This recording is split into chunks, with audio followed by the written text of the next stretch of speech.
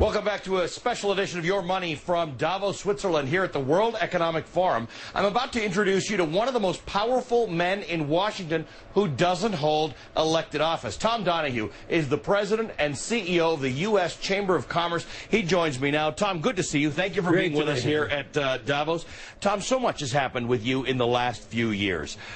You have been a force to reckon with for this administration. And in fact, you sort of went down some paths to not see them reelected.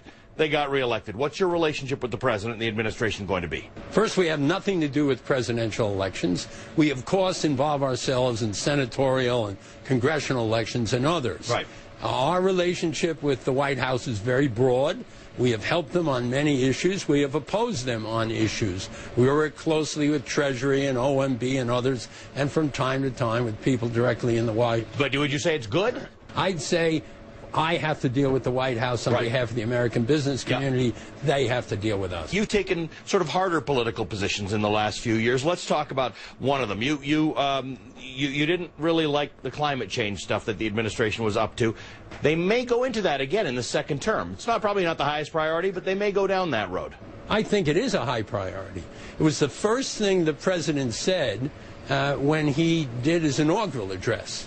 And he isn't going to go to the Congress to do it. Right. He's going to do it on a regulatory basis. And if you look what he's brought out of the EPA before, he can do a lot more going forward, and we're all going to have to work on that. All right, let's talk about spending cuts. One of the things you'd like to see is deficits getting under control, spending cuts. Here we are in Europe, where the austerity of the sort that they imposed is not certainly in the short term working. We've just seen new unemployment numbers out of Spain and Portugal. Spain at 26%, youth unemployment at 60%. We've gotten to the point where we're lapping ourselves in Europe because so many people are unemployed that the idea of organic growth anytime in the next 5 years is impossible to see. How do we manage that in the United States? How do we manage a cut in spending that doesn't send us into a downward growth spiral? It's where you cut the spending. And you're absolutely right the way you evaluated the trouble in Europe, and that's a problem for us because they're our largest export partner. But the spending that we want to adjust is the spending that is automatic, and that is entitlements.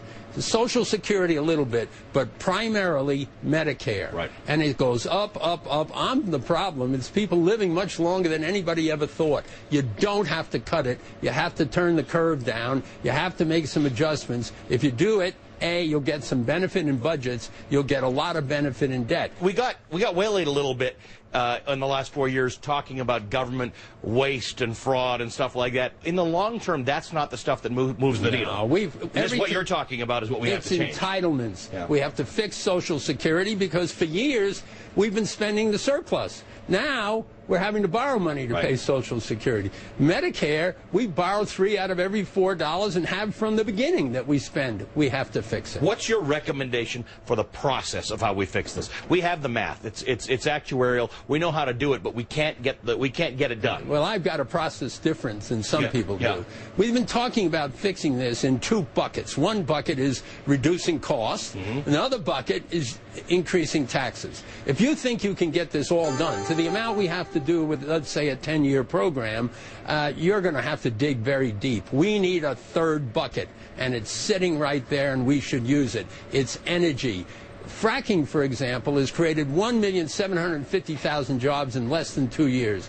There's billions and billions of dollars going to the states and the federal coffers. We have more energy than anybody in the world. And if we, in an environmentally friendly way, acquire it, go on to federal lands, do it in the right way, we'll get that extra piece of cash and bring manufacturing and jobs back to the United States or create them in the United States because of our energy.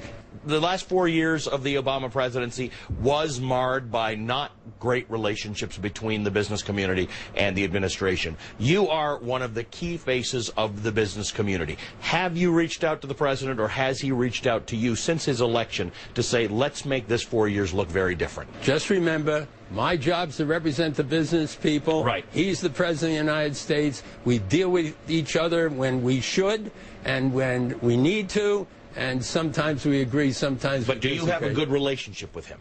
Would you like a better relationship with him? Oh, I would like to have a more regular relationship with him, but we're doing just fine. All right, very good to hear that, Tom. Great to see you. Come back and talk to us. I know we want to talk about my home country of Canada. I know you find that there's some examples there. The Great Canadian Miracle is something we should follow. Not the healthcare part, though, right? No. Thank you very much. Good to see you. Tom Donohue is the president and the CEO of the U.S. Chamber of Commerce. Thank you very much.